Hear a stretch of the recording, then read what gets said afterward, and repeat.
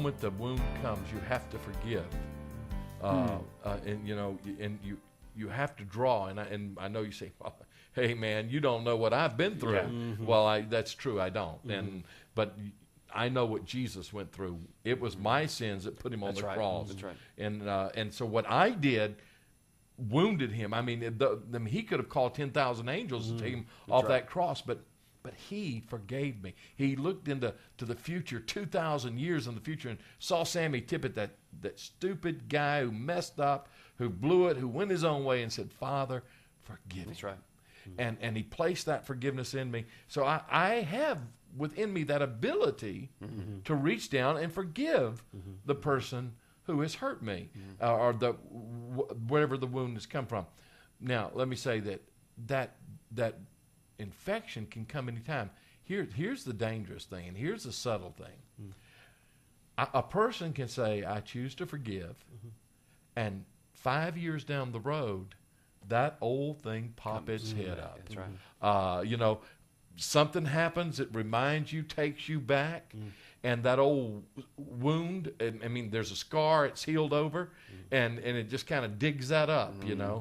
and you've got to go back. You've got to go back to the grace of God. You've got to go back to what God has done for you, and you've got to receive. I wonder. Oh, go ahead, Elliot. I got a question along those lines, just using that imagery of the wound. And as I looked at my hand, I noticed that I have some scars here.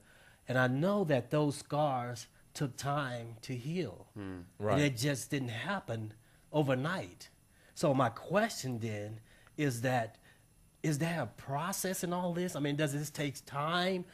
We know what the scriptures say.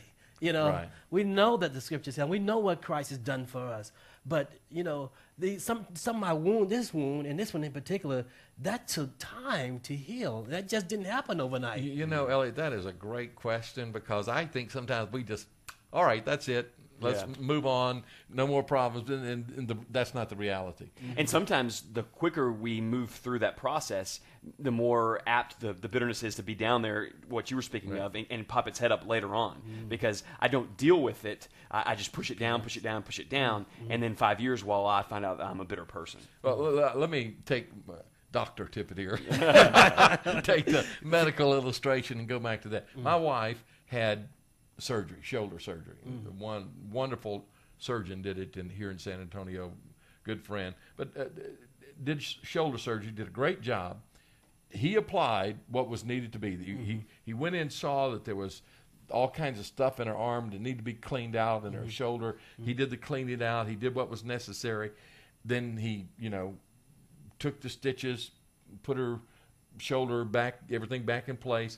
But then there was a time that she needed to just to bask in the medicine, do nothing. Do nothing with that arm except let the medicine heal it. But after that time, there was a time of therapy. And she had to go through a long period of therapy where she did exercises and things to allow the recuperation to bring back to normalcy. And then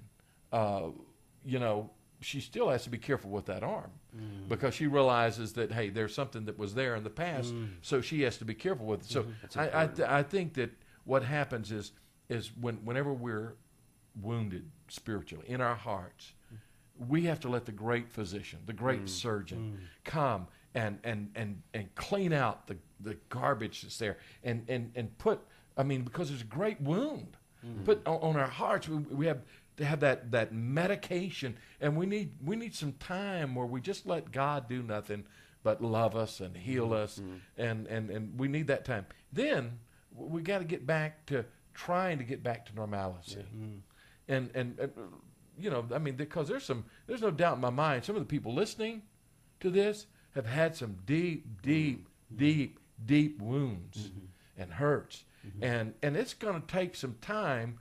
It's just not going to we wake up tomorrow, everything's fine. Okay.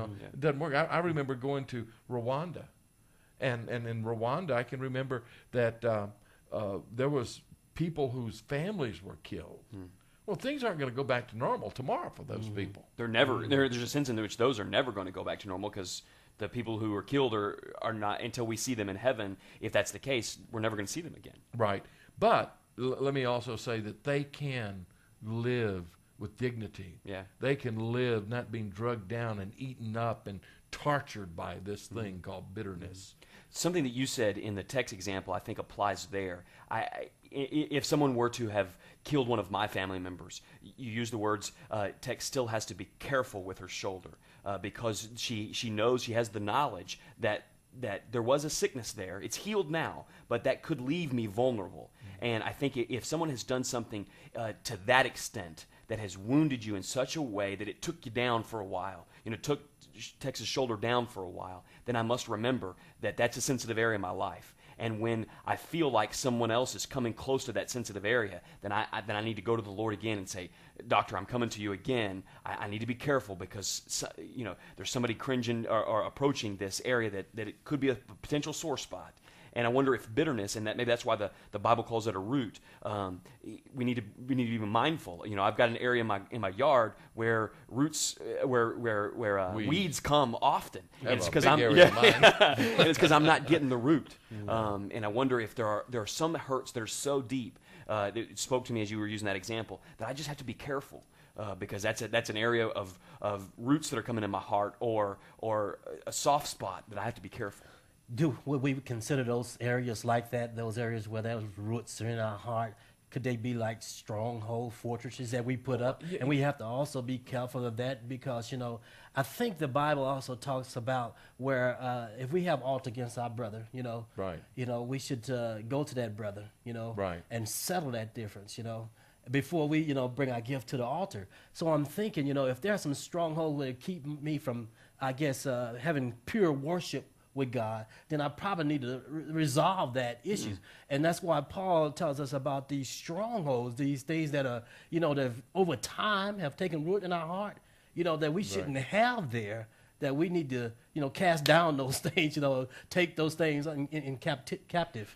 And I was thinking as Chris was sharing there, I think you're right on that, is that there's things besides bitterness that we need to be careful with, and that we need to go and deal with. Now, what happens is those things are built over a long period of time, as you said.